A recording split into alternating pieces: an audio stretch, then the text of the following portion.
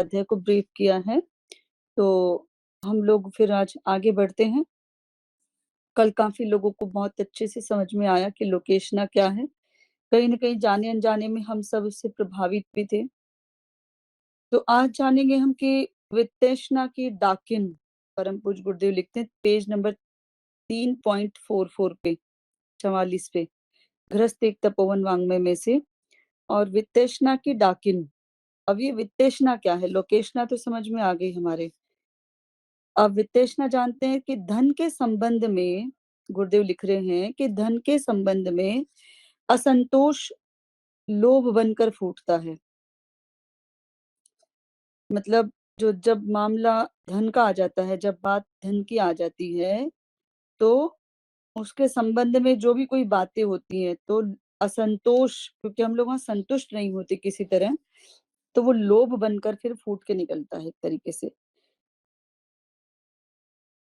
वासना का असंतोष काम कहलाता है, ठीक है ना? अब कैसे असंतोष फूटता है देखिए। जब व्यक्ति वासना ग्रसित होता है, तो हम कहते हैं वासना का असंतोष काम कहलाता है। उसी प्रकार स्वामित्व का असंतोष मोह कहलाता है। स्वामित्व का असंतोष, जब हमको कहीं पे स्वामित्व नहीं मिल रहा होता है, जब हमको कहीं पे लग रहा होता है कि हमारी चल नहीं रही है या कोई ऐसी बात है,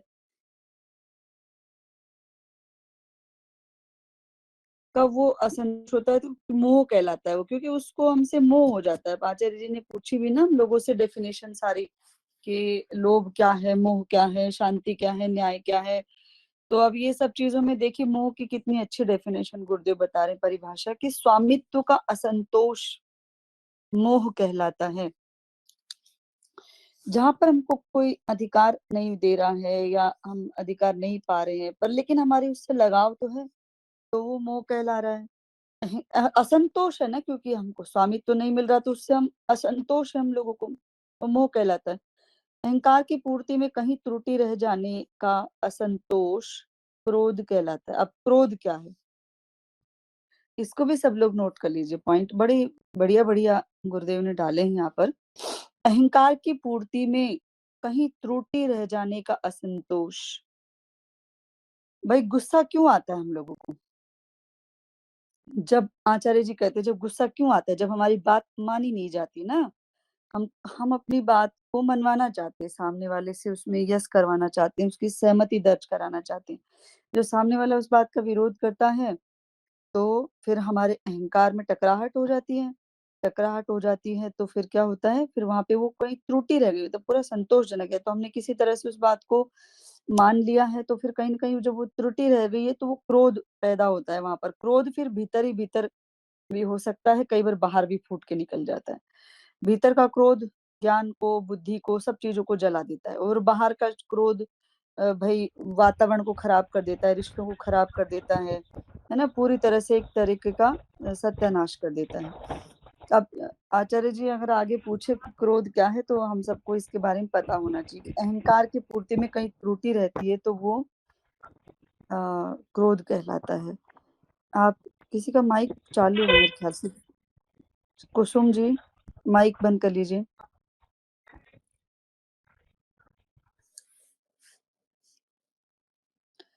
तो क्या करें, मैं एक बार फिर से रिपीट करती हूँ। धन के संबंध में असंतोष लोभ बनकर फूटता है, ठीक है। वासना का असंतोष काम कहलाता है, और स्वामित्व का असंतोष मोह कहलाता है, और अहंकार की पूर्ति में कहीं त्रुटि रह जाने का असंतोष क्रोध कहलाता है, और मानसिक शत्रुओं का पाप एवं दुष्कर्मों का सारा परिवार असंतोष से ही अपना पोषण पाता है। कितनी गहरी बातें हैं भाई। मानसिक शत्रुओं का पाप। अब सद्ज्ञान की बात करते हैं, आचार्य जी यहाँ पर कहते हैं ना कि भाई सद्ज्ञान को आप सिद्ध करिए, सद्ज्ञान के बिना फिर गायत्री माता, आपको गायत्री मंत्र का लाभ नहीं मिलेगा, आपको किसी चीज का लाभ नहीं मिलेगा। अगर सद्ज्ञान सिद्ध नहीं हमारा, तो हम कोई लाभ नहीं पा सकते, ठीक है। तो सद्ज्ञान की बात हो रही है, तो लेकिन सद्ज्ञान में क्या परिभाषा बताते हैं भई, कि सामने में, आदमी दिमाग में सबके साथ एक जैसा व्यवहार रखो। लेकिन अब मानसिक रूप में से मस्तिष्क में जब एक जैसा व्यवहार नहीं है, वहाँ हमने शत्रुओं को जगह दे रखी है, हम सोचते हैं उनके बारे में। अब उससे तो पाप तो लगेगा ना। और दुष्कर्मों का, जो हमारे द्वारा किए गए कोई बुरे कर्म, सारा परिवार असंतोष से अपना पोषण पाता है फिर। परिवारों का मधुर मेल मिलाप इसी के कारण नष्ट होता है, और दाम्पत्य जीवन की प्रेम प्रतीति में पलीता लगाने वाला यही है दुष्ट। कौन दुष्ट है ये? जो ये सारी बातें अब तक आपने सुनी, इन्हीं के बारे में बात हो रही है। शांति और प्रेम के साथ मधुर जीवन यापन करते हुए आनंद की सरिता बहाने और अपना तथा दूसरों का कल्याण करने में संलग्न होने की अपेक्षा वैभव इकट्ठा करने की हवस में देश विदेश में मारे मारे फिरने और प्रेत पलीत की तरह निरंतर व्यस्त व्यथित रहने में असंतोष ही एकमात्र कारण हो सकता है। शांति और प्रेम के साथ मधुर जीवन यापन करते हुए आनंद की सरिता बहाने तथा अपना और दूसरों का कल्याण कर लेने में संलग्न होने की अपेक्षा करना क्या चाहिए उसको? करना तो ये चाहिए ना कि भाई दाम्पत्य जीवन में प्रेम प्यार बना रहे, शांति और प्रेम के साथ अच्छा जीवन जिए, आनंद की सरिता बहाते रहें, दूसरों को कल्याण करने की बात सोचते रहे। लेकिन करता क्या है इंसान? इसकी अपेक्षा वो क्या कर रहा है कि वो वैभव इकट्ठा करने की हवस में, कि भाई मुझे कितने लोग जाने माने, ये करे, इतना वैभव हो मेरा, ये हो देश विदेश में। तो क्या कर रहा है वो कि अपना वैभव इकट्ठा करने की हवस में देश विदेश मारे मारे फिरने और प्रेत पलीत की तरह, भूत प्रेत जैसे की तरह निरंतर व्यस्त व्यथित रहने में असंतोष ही एकमात्र कारण हो सकता है। अब कितने भी लोगों को देख लीजिए आप, एक ही जवाब देंगे, भई हमारे पास टाइम नहीं है, हमारे पास टाइम नहीं है। और कोई पूछे तो उनसे दिन भर में किया क्या है उन्होंने? दिन भर की तो अगर दिनचर्या पूछेंगे तो कोई ख़ास आपको रिपोर्ट निकल के नहीं आएगी उसमें। तो कैसे वो दिन-प्रतिदिन अपने समय को कैसे बर्बाद किए जा रहे हैं। हुँ, पूरा, और फिर वो असंतुष्ट भी रहते हैं। अंदर से उनको मन में कोई शांति नहीं रहती किसी तरह की। असंतोष को प्रगति का चिन्ह मानना सर्वथा भूल है, कि भई हमको सैटिस्फैक्शन नहीं है, हम मतलब हमारी चाहत बढ़ते जा रही है। तो इसको प्रगति का चिन्ह मानना सर्वथा भूल है। अब जैसे एक छोटी-सी बात ये ले लीजिए कि मान लीजिए हम सोचते हैं कि हमको गुरुदेव का काम करना है, ठीक है? और अब हमको ये लगता है कि गुरुदेव का काम करना है और ये चीज़ें हैं, अभी तो हमें बहुत कुछ करना है, अभी तो हमें बहुत कुछ करना है। तो हम अगर ये सोच लें कि असंतोष अभी हमको है किसी न किसी कारण से, क्योंकि हमने भी पूरी तरह से संतुष्ट नहीं हुए उस कार्य को करके। हम सोचते हैं कि भई हम इतना अच्छा सोच रहे हैं तो हमारी इससे प्रगति हो रही है, कहीं न कहीं। तो बात ऐसी नहीं है, क्योंकि इस चीज़ से तो मैं खुद ही भूल में भटकी हुई थी। बाहर-बाहर तो हम लोग बहुत काम करते थे ना, अंदर झाँक के काम करने का कभी ऐसा मौका मिला नहीं हम लोगों को। मौका क्या नहीं मिला, मौके तो खूब मिले लेकिन पता ही नहीं चला। आत्म कल्याण के लिए कभी ध्यान ही नहीं दिया। हम मुझे तो ये लगता था कि यार खुद के लिए क्या जीना? खुद के लिए क्या वो करना? तो ठीक है, रोज़ की 10-11 माला जप लेते थे, हो जाता था काम। अब बाकी तो गुरुदेव जाने हमको क्या तरक्की करनी कि नहीं करनी, कि वो तो गुरुदेव का काम है, लेकिन हमको तो गुरुदेव का काम करना है। अब हम ऐसे ही भूल में भटक के 24 घंटा व्यस्त रहते थे। फिर आचार्य जी से बात हुई, पता चला कि हम तो बाहरी दुनिया में ही है भाई, अभी अंदर तो झाँक के ही नहीं देखा। अब अंदर काम किया तो तब पता चल रहा है कि भई कितना अंदर के लिए ही, जब अंदर का ठीक हो जाता है तो बाहर का ठीक होने में कुछ भी वक़्त नहीं लगता। सारी बीमारी की जड़ अंदर में ही बैठी हुई है। तो ये असंतोष जो होता है हमको, इसको प्रगति का चिन्ह मानना हमको सर्वथा भूल है मतलब। उससे आकांक्षाओं को उत्तेजना तो अवश्य मिलती है, पर उनकी पूर्ति कदापि नहीं हो सकती। कोई महत्वपूर्ण सफलता बिना व्यक्तित्व के आवश्यक गुणों में अभिवृद्धि किए बिना संभव नहीं हो सकती। देखिए बात वहीं पे ही आ गई है। कोई महत्वपूर्ण सफलता, गुरुदेव लिख रहे हैं, बिना व्यक्तित्व के आवश्यक गुणों में अभिवृद्धि किए कदापि संभव नहीं हो सकती। जब तक आपका व्यक्तित्व नहीं बनेगा, आप अंदर से मजबूत नहीं होंगे, आप अंदर से आपको ये सारी चीज़ें आपकी नहीं होंगी ठीक, तो आत्म-संतोष, आत्म-बल, आत्म-निर्माण की ओर अगर कदम नहीं बढ़ेंगे हमारे, तो फिर क्या होगा? फिर व्यक्तित्व के आवश्यक गुणों में अभिवृद्धि किए कदापि संभव नहीं हो सकती, और उन गुणों को बढ़ाना शांत चित्त आत्मनिरीक्षण, आवश्यक धैर्य और निरंतर अभ्यास से ही संभव है भाई। इसलिए आत्म उन्नति, अंदर इनर जो पीस जिसको हम बोलते हैं, इनर पीस, आंतरिक शांति, वो बहुत ज़रूरी होती है। इससे इन्हें बढ़ा सकना उद्विग्न असंतोषी के लिए किस प्रकार शक्य हो सकता है? अब जो उद्विग्न है, असंतोषी है, वो कैसे बढ़ाएगा इसको बताइए? वो तो सोच ही नहीं सकता, वो तो इस तरफ ध्यान ही नहीं दे सकता बिल्कुल भी। असंतोषी व्यक्ति तो वह बावला तो आज ही अभी ही सब कुछ पाने की तृष्णा में सब पर हावी होने का उपक्रम बनाए रखता रहता है, और उसे उतनी फुर्सत कहाँ है जो आत्मनिरीक्षण करे और अंदर का उन महापुरुषों जैसे गुणों को बढ़ाएँ, जिनके आधार पर महान कार्यों की पूर्ति हुआ करती है और मनुष्य उन्नति के उच्च शिखर पर पहुँचता है। कितनी बड़ी बात गुरुदेव यहाँ लिख रहे हैं भाई। इसको मैं फिर से रिपीट करती हूँ, आप गौर से सुनिएगा। मतलब जैसे हम बाहरी दुनिया में ज़्यादा रहते हैं, मान लीजिए बाहर का काम, बाहर, बाहर, बाहर, बाहर, बाहरी दुनिया, तो वो क्या, और हमको लगता है सब काम हमारे अभी हो जाए। ऐसी मेरी आदत थी पहले। अब तो नहीं है, लेकिन मैं इस चीज़ को अच्छे से समझ सकती हूँ, क्योंकि सब कुछ पाने की मतलब मुझे लगता था कि भाई अभी तो उस जैसे मान लीजिए जिस जगह पे हम रह रहे हैं, तो वो वार्ड नंबर 22 है, ठीक है? वार्ड नंबर 22 में आता है। तो ऐसे जब हमारा 22 नंबर है, तो उससे पहले 1 नंबर से शुरू हुआ होगा, वो भी कुछ होगा। तो ऐसे सोचा करती थी कि भई वो एक-एक वार्ड में अगर हमने गुरुदेव को नहीं पहुँचाया, तो फिर क्या फ़ायदा हमारा गायत्री परिवार से जुड़ने का। मतलब ये थी, एक बाहर की तो थी दुनिया, अब हमको तो इसी में खुशी मिलती थी। हमें लगा था हम तो ठीक ही सोच रहे हैं भई, और कर भी रहे थे ठीक, ऐसा नहीं कि गलत कर रहे थे कुछ भी। पर उसमें फिर अंदर नहीं झाँक पाए ना बिल्कुल भी। अंदर जिन गुणों का विकास होना चाहिए था, जैसे जो अभी हो रहा है, तो वो नहीं हो रहा था बिल्कुल। आत्मनिर्माण की तरफ कौन गौर कर रहा था?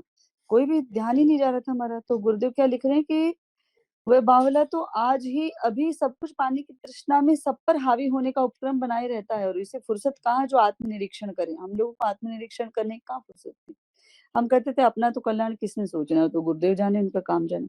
उन महापुरुषों जैसे गुणों को बढ़ाएँ अब हमारे अंदर, जिनके आधार पर महान कार्यों की पूर्ति हो करती है। अगर हमको वास्तव में तीर निर्माण के महान लक्ष्य को पूरा करना है, तो सबसे पहले अपने भीतर के सद्गुणों को बढ़ाना पड़ेगा, और जिसके लिए ये सारी साधनाएँ चल रही हैं, जिसके लिए सारा सब कुछ हो रहा है, वो उसको व्यवस्थित रूप से करना पड़ेगा। अब आगे क्या लिखते हैं गुरुदेव की 3 ऐषणाएँ कौन-कौन सी हैं? आप सब जानते हैं, फिर भी हम पढ़ते हैं। 3 ऐषणाएँ, पहली वित्तैषणा, पुत्रैषणा, लोकेषणा, ठीक है? असंतोष का असुर 3 रूप बनाकर अपने मायावी दुष्टता के साथ हमारे सामने प्रस्तुत रहता है, और प्रेम तथा आनंद के साथ जीवन यापन कर सकने वाली सहनशीलता में पलीता लगाता रहता है। कौन है ये राक्षस? असंतोष जो है ना, हमको संतोष नहीं मिलता किसी भी तरह। अभी तो ये नहीं हुआ, अभी तो वो नहीं हुआ, अभी तो ऐसा चल रहा है, वैसा चल रहा है।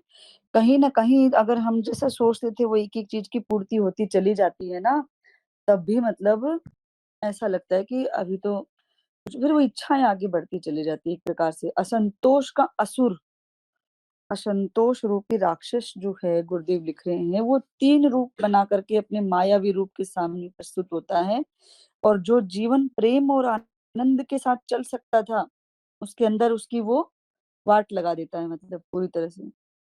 उसको नष्ट कर देता है, तहस कर देता है। कौन से रूप है 3 वो? पहली वित्ततृष्णा, दूसरी पुत्रतृष्णा और तीसरी लोकेष्णा। असंतोष के ये 3 स्वरूप हैं, ठीक है जी? इसको नोट कर सकते हैं आप।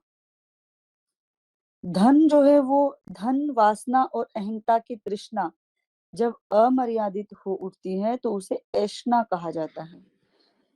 ऐष्णाएँ, ऐष्णा क्या होती है? अब हम तो बोलते हैं लोकेष्णा, पुत्रेष्णा, वित्तेष्णा, तो ये ऐष्णा क्या होती है? ऐष्णा में 3 चीज़ें बताइए, धन, वासना और अहंकार। धन, वासना और अहंकार। कि तृष्णा जब अमर्यादित हो जाती है पूरी तरह से, मर्यादा से बाहर, तो उसे ऐष्णा कहा जाता है। उचित प्रयत्न के साथ, उचित आवश्यकताओं की पूर्ति के लिए, उचित रीति से धन कमाया जाना उचित है। ठीक है? यह प्रशंसनीय और आवश्यक भी है। मतलब क्या कह रहे हैं गुरुदेव? उचित प्रयत्न के साथ, उचित आवश्यकताओं की पूर्ति के लिए। यहाँ पे प्रयत्न भी उचित होने चाहिए, उचित आवश्यकताएं भी उचित होनी चाहिए और उचित रीति से धन कमाया जाना उचित है। मतलब अनीति से कमाया हुआ धन उपार्जित नहीं करना है। यह प्रशंसनीय और आवश्यक भी है, क्योंकि इसके बिना अपने शरीर और परिवार का निर्वाह नहीं हो सकता। जिन्होंने गृहस्थ धर्म अपना लिया है और विवाहित जीवन यापन कर रहे हैं, उनका उचित मर्यादा के अंतर्गत संतान उत्पादन की दृष्टि रखकर कामोपभोग भी उचित है। अपने पीछे अपने स्मारक के रूप में समाज के श्रेष्ठ नागरिकों की पंक्ति में खड़ा करके जाना ही संतान उत्पादन का उद्देश्य है। काम सेवन उसका एक विनोद भरा शुभारंभ मात्र है। अब यहाँ पे कितनी सारी बातें गुरुदेव ने स्पष्ट कर दी है, देख लीजिए। गुरुदेव लिख रहे हैं कि हम शुभ कार्य करके दूसरों की दृष्टि में अपना सम्मान स्थिर करें, अपने आत्म गौरव के अनुरूप सेवा, सदाचार भरा और उत्कृष्ट जीवन यापन करते हुए श्रद्धा के भाजन बने।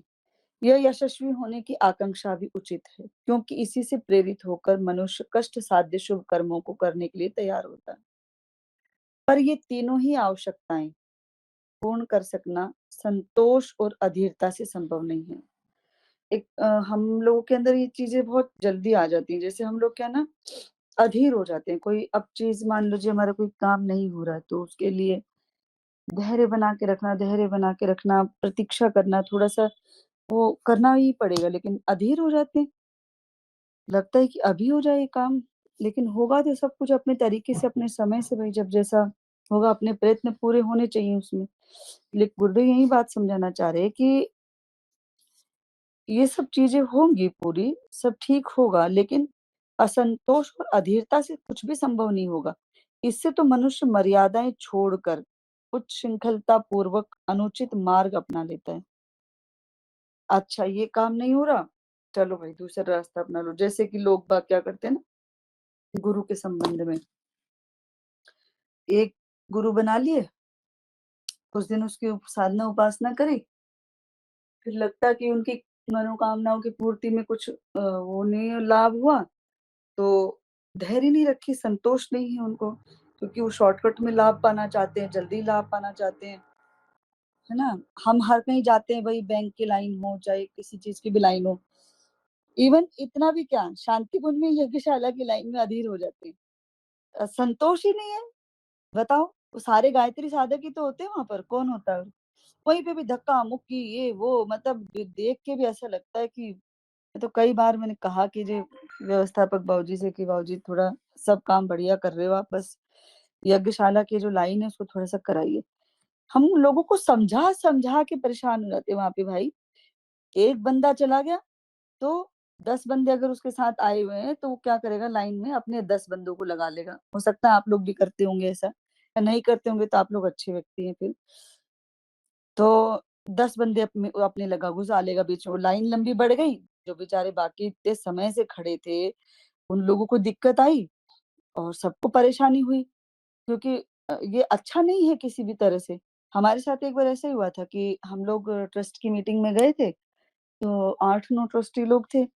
तो क्या हुआ कि हम यज्ञ वगैरह हमने करते कराते या कुछ करते हम लोग लेट हो गए, तो जीजी से मिलने की लाइन लगी हुई थी, तो हमारे सभी ट्रस्टी भाई बहन जो है वो आगे लाइन में लग गए थे। अब हम दोनों रह गए पीछे, तो हम लोग पीछे लाइन में लगे रहे। और वो भाई लोग हमको बुलाए जा रहे कि अरे आप ही आगे आ जाओ, आप हमें एक साथ दर्शन करेंगे, सब बीच में घुसा लेंगे आपको लाइन में। तो हमने कहा भाई, तुम लोगों को जाना है जाओ, जहाँ मीटिंग का काम था वो हमने अच्छे से कर लिया, अब हम तो अनुशासन तोड़ के नहीं आएंगे। जब हम लगे ही लाइन में पीछे तो हम नहीं आएंगे, जिसको नाराज हो जाए हो जाए।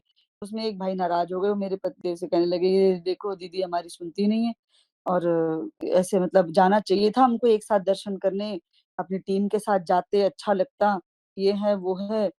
वो अपनी जगह सोच रहे होंगे, तब मैंने कहा, "हम अपनी जगह आप ठीक हैं, पर हम भी अपना अनुशासन नहीं तोड़ सकते।" तो हमने तो नहीं तोड़ा अनुशासन।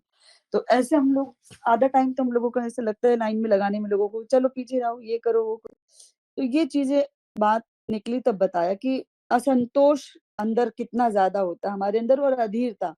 हम कहीं पे लाइन लगाना नहीं चाहते या कहीं धैर्य रखना नहीं चाहते, कहीं कुछ नहीं रखना चाहते। तो उत्कृष्टता भरा जो जीवन यापन करना है हम लोगों को, तो गुरुदेव क्या बता रहे हैं कि सदाचार भरा जीवन, उत्कृष्टता भरा जीवन जी करके श्रद्धा पात्र बने लोगों के, और क्योंकि इससे प्रेरित होकर ही मनुष्य कष्ट साध्य शुभ कर्मों को करने के लिए तैयार होता है। अब अनुशासन सीख गए मान लो हम लोग, तो फिर क्या होगा? तो फिर हमको भले ही कष्ट हुआ, लेकिन हम अच्छे काम के लिए तो हुए ना, गलत काम तो नहीं किया, अपनी आत्मा पे तो कुछ वो नहीं हुआ। असंतोष नहीं रहना अंदर, धैर्य नहीं, अधीरता नहीं रही, तो ये बात है।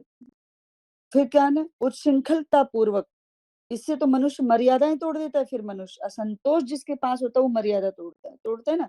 अब हमने जो चलो शांति कुंज का एग्ज़ाम्पल लिया, भले ही लाइन लगाने वाली बात थी। लोग मर्यादाएँ तोड़ देते हैं ना, उच्छृंखलता पूर्वक अनुचित मार्ग अपना लेते हैं। मतलब उनको होना ये चाहिए कि वो धैर्य रख के बैठे, भई ठीक है। देवताओं का हमारा जो संगठन है वो देवताओं का संगठन है। आपने वो कहानी सुनी होगी ना, देवताओं की, असुरों की। अगर नहीं सुनी तो मैं सुना देती हूँ एक बार आपको। क्या हुआ कि एक बार देवताओं और असुरों में युद्ध चल रहा था, तो उसमें असुरों के बीच में, और उसमें कोई जीत-हार का फैसला ही नहीं हो रहा था, निर्णायक स्थिति नहीं आ रही थी, निर्णायक। और ब्रह्मा जी के पास गए, बोले कि भई ब्रह्मा जी कुछ हमारा समाधान करो, क ठीक है भई, एक प्रतिभोज का आयोजन किया जाए और उसमें शर्त रखेंगे कि भई कोहनी कोई नहीं मोड़ेगा, बिना कोहनी मोड़े सब लोग भोजन करेंगे। तो ठीक है। और किया, तो फिर ठीक है, पहले राक्षसों की आदत जैसे पहले में वो बैठ गए पहले खाना खाने के लिए। कोहनी तो मोड़नी नहीं थी, और आपाधापी उनके अंदर है, असंतोष उनके अंदर है, अधीरता उनके अंदर है। राक्षसों की बात हो रही है, अधीरता और असंतोष। तो वो क्या, बिना कोहनी मोड़े किसी ने इधर फेंका, उधर फेंका, किसी के मुँह में नहीं गया, सारा खाना फैला दिया, ठीक से पेट भर के खाए नहीं, टाइम आउट, उनकी बारी खत्म हो गई। फिर देवता आए, देवता बेचारे हमेशा एक-दूसरे को देने की बात सोचते हैं। बात कहीं शांति कुंज की लाइन की हो या कहीं की भी हो, जो देवता होगा कि हाँ, चलिए आप आ जाइए पहले। कई बार ऐसा होता है, हम कहीं लाइन में, बैंक की लाइन में लगे होते हैं, कोई कुछ होता है, कहीं प्रेग्नेंट लेडी खड़ी होती है, कुछ होता है और हमारा नंबर पहले आने वाला होता है, लेकिन हम देख रहे हैं कि कोई परेशान हो रहा है, तो हमको ऐसा होना चाहिए कि चलिए आइए, आप आ जाइए मैम, पहले आप परेशान मत होइए। जो, या कोई बुजुर्ग है, तो पहले उसको महत्व दे देना चाहिए हमें, इस प्रकार से संतोष जताते हुए हर चीज़ में, अधीरता, धैर्य दिखाते हुए, मतलब कि कोई बात नहीं, अगर 2 मिनट लेट हमारा काम हुआ तो क्या बात है, लेकिन जो ठीक है वो तो हम करेंगे ना। तो वही किया देवताओं ने, उसने कहा कोहनी तो मोड़नी नहीं, भई बैठे आमने-सामने पंगत में, तो चलो खिला दो। उसने उसको खिलाया, उसने उसको खिलाया, सबका पेट भर गया, कोई फैला नहीं। तो विजय किसकी हुई? फिर देवताओं की। तो हमारा संगठन किनका संगठन है? गायत्री परिवार का, वो देवताओं का संगठन है। और देवताओं के संगठन में असंतोष और अधीरता गायत्री साधना से जितनी जल्दी समाप्त हो जाए, उतना जल्दी बढ़िया है। अब अगला पॉइंट है औचित्य और मर्यादा। 3 ऐषणाओं में अब क्या-क्या चीज़ें किस-किस तरह से परेशान कर रही हैं, वो देखते हैं। कि है धन वासना और अहंता। अभी डेफिनेशन बताई थी ना ऐषणा की। धन वासना और अहंता की उचित और व्यवस्थित प्रगति तो विवेक एवं दूरदर्शिता के आधार पर ही संभव हो सकती है। अगर ये इन ऐषणाओं को अगर हम समाप्त करना चाहते हैं या ठीक करना चाहते हैं, तो ये कैसे ठीक होएँगी? धन वासना और अहंता की उचित और व्यवस्थित प्रगति तो विवेक एवं दूरदर्शिता के आधार पर ही संभव, मतलब प्रज्ञा की बात यहाँ पर आ रही है। इसके लिए ये आवश्यक है कि हम आज की स्थिति पर संतोष अनुभव करते हुए मन को प्रसन्नता से, आशा से, उत्साह से परिपूर्ण रखें, जिससे प्रगति का कठिन मार्ग पार करते हुए हम दिन-दिन ऊँचे उठ सकने की स्थिति को प्राप्त कर सकें। असंतुष्ट व्यक्ति एक प्रकार से उन्मत्त होता है, जो स्वयं परेशान रहता है, दूसरों को परेशान करता है। परिस्थितियों के साथ समझौता करके ही इस संसार में सबको काम चलाना पड़ता है। तालमेल तो बैठाना ही पड़ता है। परिस्थितियों को अपने रूप ढालने में लगा रहना चाहिए, पर साथ ही अपने को परिस्थितियों के अनुरूप ढालना चाहिए। हमें तीनों ऐशनाओं से बचते हुए आनंद और उल्लास का, प्रेम और संतोष का नैतिक जीवन व्यतीत करने की इच्छा रखनी चाहिए। बड़ा आदमी बनने की महत्वाकांक्षा वाले व्यक्ति संसार में अत्यधिक हानिकारक सिद्ध होते हैं। कैसे? आतताई उपद्रवकारियों की तरह वे दूसरों को पददलित करते हुए उनकी लाशों पर ही चढ़कर बड़े बन पाते हैं। इसीलिए भौतिक विभूतियों की तृष्णा को अध्यात्मवाद की दृष्टि से सदा ही हेय माना गया है। अब जो व्यक्ति भौतिक तरक्की करना चाहता है, वो क्या, वो सब भूल जाता है, मान मर्यादा, न्याय अन्याय सबको ताक के करता है। यहाँ पे बात बताई गई ना कितनी बड़ी बात, क्योंकि वो आतताई क्या करते हैं, ऐसे आतताई उपद्रवकारियों की तरह, उपद्रवकारी क्या सोचते थोड़ी ना है कि कौन क्या मर रहा है, कोई दूसरों को पद दलित करते उनकी लाशों पर चढ़,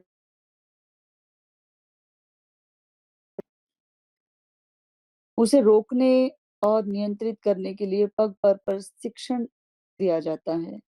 मतलब अध्यात्मवाद इसको हे मानता है कि भाई आप अपने साथियों को गिरा दो और आप आगे बढ़ जाओ उन्हीं के ऊपर चढ़ के। मतलब जिनके साथ आप रह रहे हो, जिनके साथ आप काम कर, उन्हीं के साथ आप उन्हीं को नुकसान पहुंचाने का प्रयास करें, पहुंचा करके फिर खुद आगे बढ़ जाए। मतलब तो ये चीज अध्यात्म में बिल्कुल हे मानी जाती है। अच्छा जी, उसे रोकने और नियंत्रित करने के लिए पग पग पर शिक्षण दिया जाता रहा है। समाज का संतुलन, समाज का संतुलन महत्वाकांक्षी लोग ही बिगाड़ते हैं। इसलिए इन मानसिक रोगियों से ऐसे सतर्क रहना चाहिए जैसे ईंट मारने वाले पागलों से बचा जाता है। तो गुरुदेव क्या कह रहे हैं यहाँ पर भाई, इतनी बड़ी बात बता रहे हैं कि ऐसे व्यक्तियों से समाज का संतुलन ये लोग जो बिगाड़ रहे हैं, ऐसे महत्व,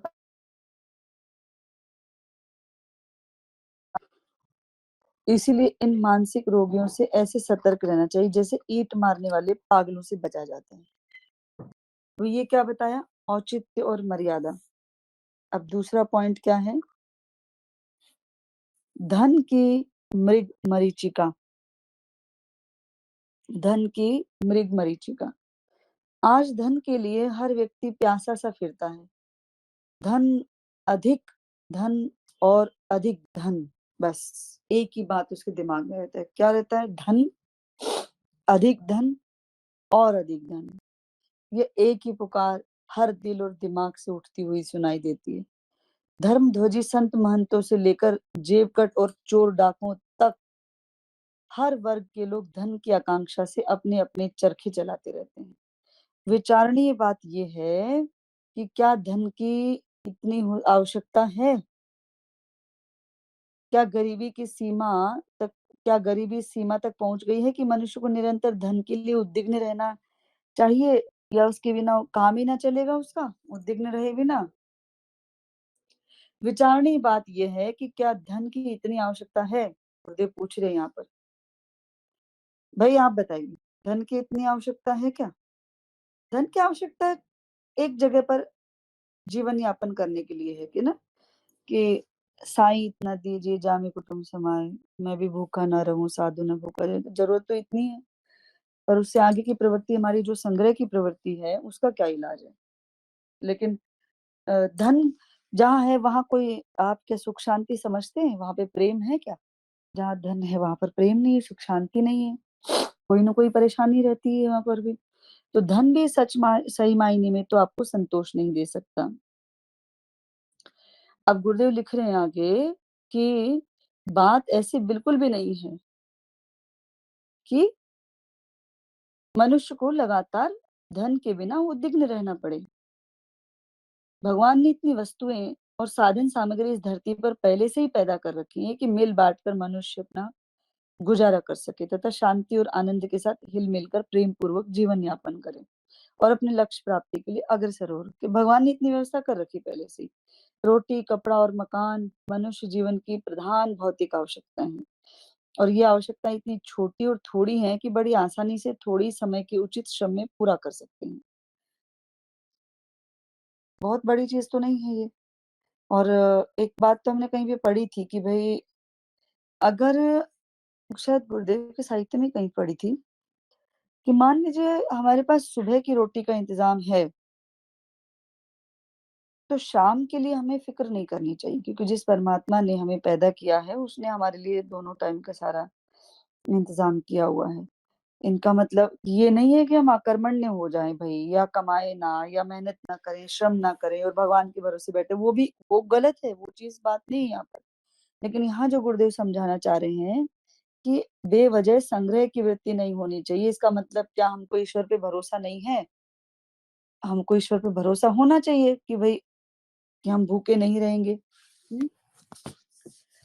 तो हमारी ये जो आवश्यकता है रोटी, कपड़े, मकान की, ये हमारी मूलभूत मेन आवश्यकताएँ हैं और आवश्यकता इतनी छोटी और थोड़ी कि आसानी से थोड़े से मेहनत करने से पूरी हो जाती हैं। गरीब कहे जाने वाले लोग भी इन तीनों आवश्यकताओं को आराम से पूरा कर लेते हैं और संतोषपूर्वक हँसते-खेलते जीवन व्यतीत करते हैं। इसके विपरीत वे लोग हैं जिनके यहाँ सब कुछ होते हुए दिन-रात की हाय-हाय लगी रहती है। अशांति, बेचैनी, चिंता, परेशानी से रहित जिनका एक क्षण भी व्यतीत नहीं होता, ऐसे लोग वस्तुतः बड़े दयनीय होते हैं। अब इनके पास सब कुछ है लेकिन देखो, जीवन जीने का तरीका तो नहीं है ना। एक क्षण भी इनका बिना चिंता, बेचैनी के व्यतीत नहीं होता। ऐसे लोग वस्तुतः बड़े दयनीय होते हैं। बेचारे ना जीवन का मूल्य समझ सके और ना उसका लाभ प्राप्त कर सके।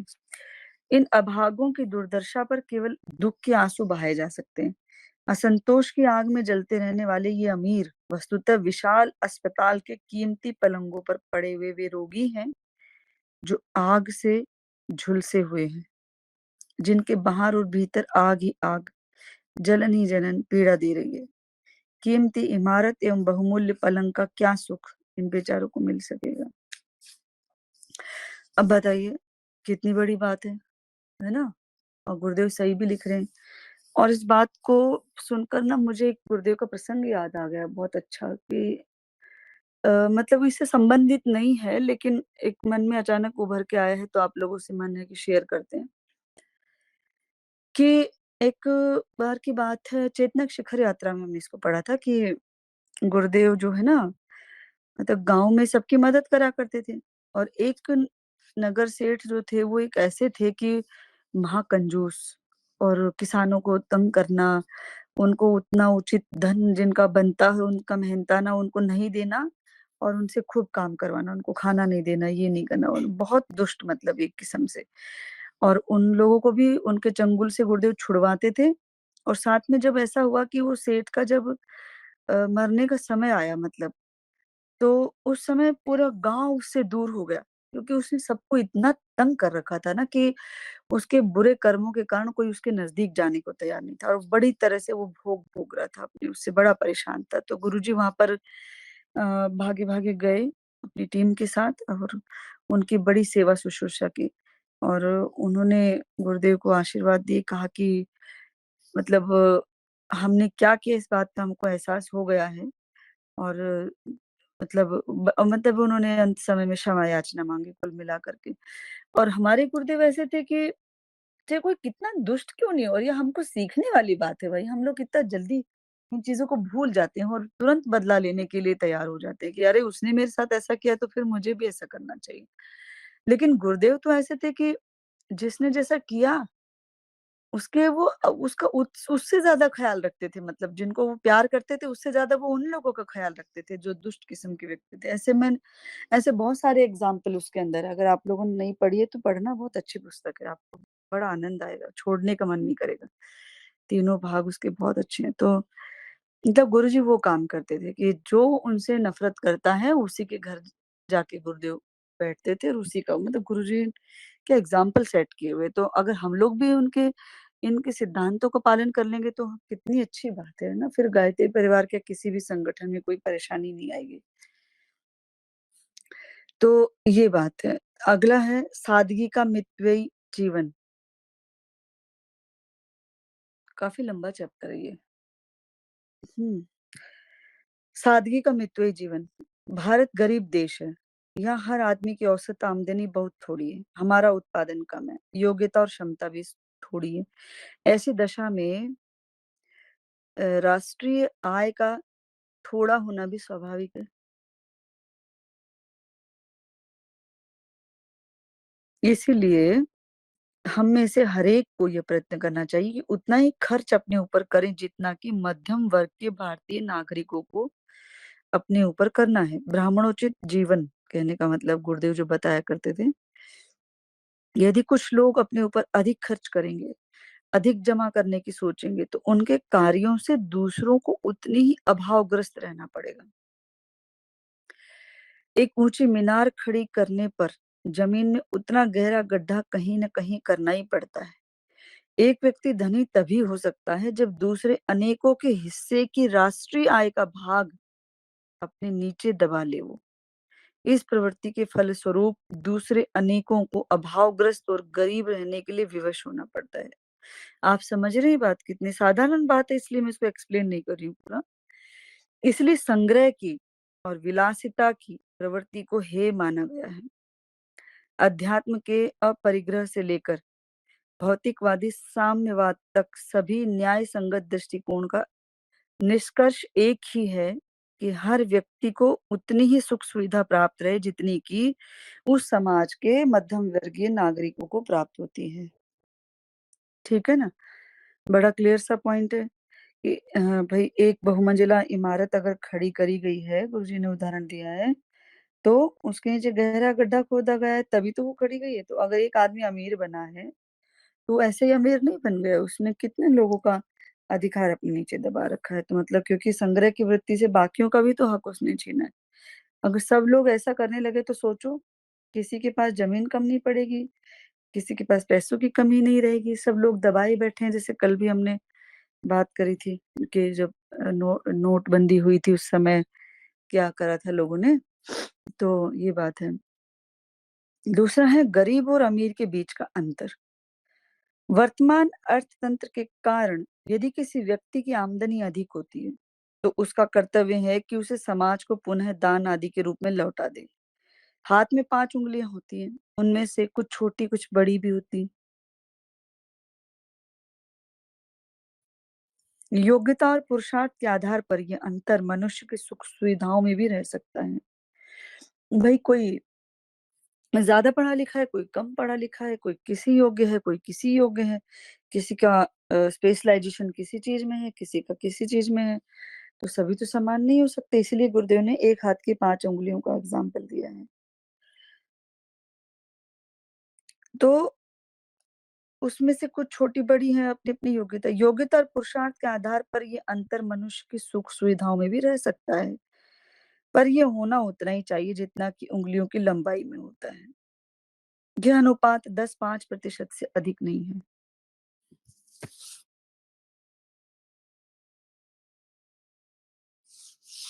इससे अधिक अंतर यदि लोगों की आर्थिक स्थिति में रहेगा, तो उससे समाज में अशांति उत्पन्न होगी, उससे ईर्ष्या और अनाचार का ही जन्म होगा।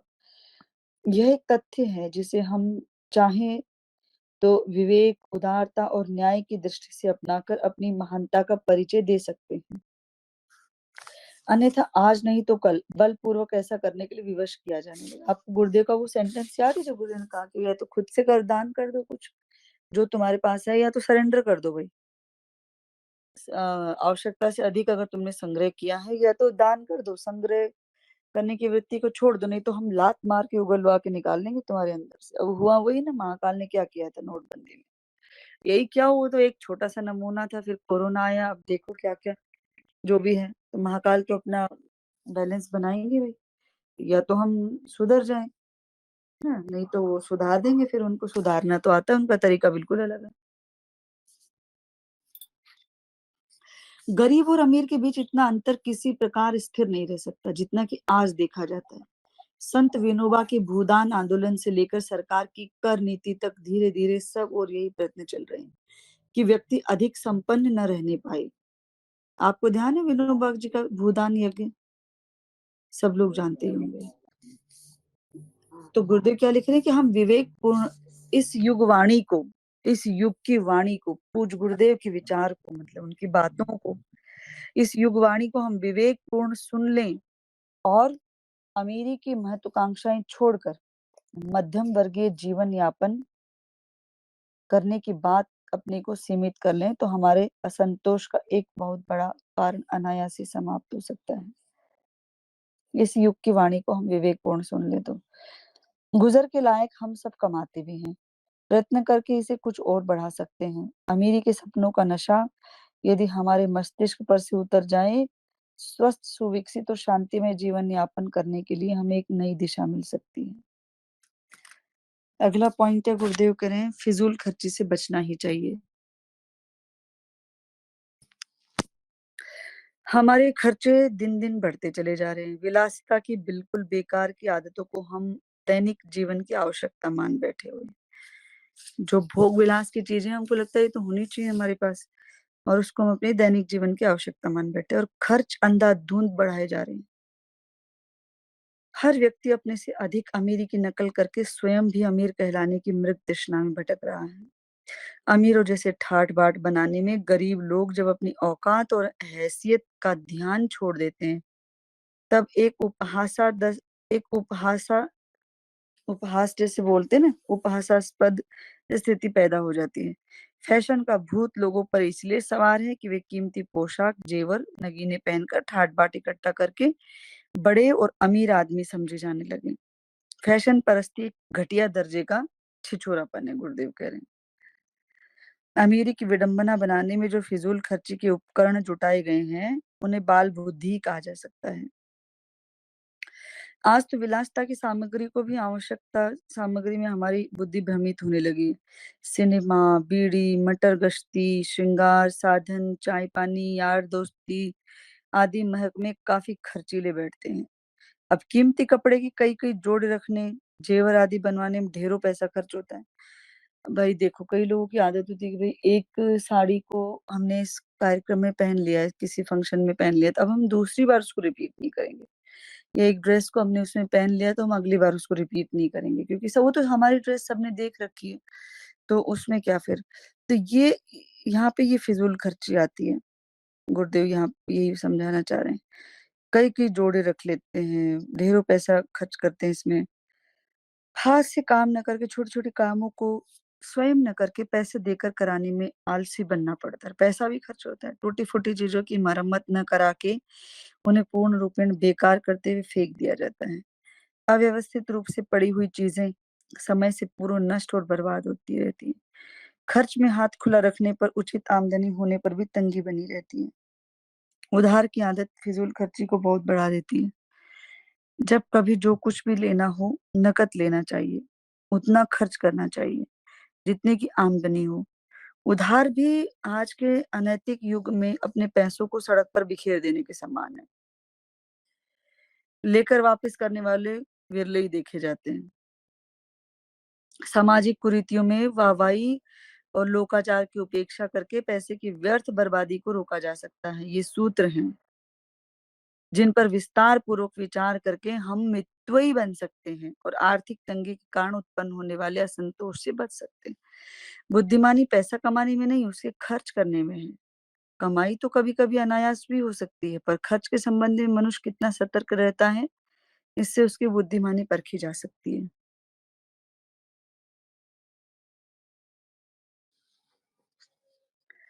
अब हमारा एक पॉइंट बच रहा है। गुरुदेव लिख रहे हैं सादगी ही श्रेष्ठ है। सादगी, मितव्ययिता और सामान्य श्रेणी का जीवन यापन करने से ही मनुष्य का गौरव है। अब ये सारी जितनी बातें हमने पढ़ी है, ये वित्तषणा की बातें हैं सारी। अब वित्तषणा भी समझ में लोकेशना की तरह आ गई अभी सबको। सादगी, मितव्ययिता और सामान्य श्रेणी का जीवन यापन करने से मनुष्य का गौरव दिखाई देता है। सज्जनता का यही परिधान है। समाज में जब तक ये प्रवृत्ति विकसित नहीं होगी, हम अशांति और असभ्यता की ओर ही बढ़ते रहेंगे। कहते हैं कि जरूरतों से प्रेरित होकर मनुष्य दुष्कर्म करते हैं, फिर हम इसकी जड़ को क्यों न काटें, अपनी जरूरतों को ही सीमित क्यों न कर लें, जिससे दुष्कर्म करने की आवश्यकता ही न पड़े। संतोषी को सबसे बड़ा सुखी माना गया है ना, कहते हैं संतोषी परम सुखी सखी माना गया है। वित्तषणा पर नियंत्रण प्राप्त करने के लिए यदि हम सादगी को अपना जीवन नीति बना लें और मितव्ययिता को अपनाकर तृष्णा को निरर्थक अनुभव करने लगे, तो सचमुच अपना बड़ा सुखी जीवन हो सकता है। यदि स्वयं सुखी रहना और दूसरों को शांति से रहना देना चाहते हैं हम, हमें अभिष्ट हो तो वितृष्णा को अस्वाभाविक, अनैतिक, अवांछनीय और अनुपयुक्त मानना पड़ेगा। ये डायन जब तक हमारे पीछे पड़ी रहती है, तब तक न चैन की सांस लेने का अवसर मिलता है, न ही दुष्प्रवृत्तियों से छुटकारे का कोई मार्ग में निकलता है। जिससे निरंतर हमारे धन की हानि होते लगती है, निरंतर धन की हाय लगी हुई। ऐसे लोग जो धन की हाय-हाय में जुटे हुए हैं, वे सज्जनता और सदाचार का जीवन नहीं देर तक बिता सकते। अवसर आते ही उनका नीति के मार्ग पर फिसलने का निश्चित है। ये फिसलन ही असभ्यता है। सभ्य समाज की रचना के लिए वित्ततृष्णा को अपना प्रथम शत्रु मानते हुए सादगी और सीमितता और सज्जनता की बुद्धि उत्पन्न करनी चाहिए। तो यहाँ पर हमारा ये स्वाध्याय आज का कंप्लीट होता है, 48 हो गए हैं और अभी सभी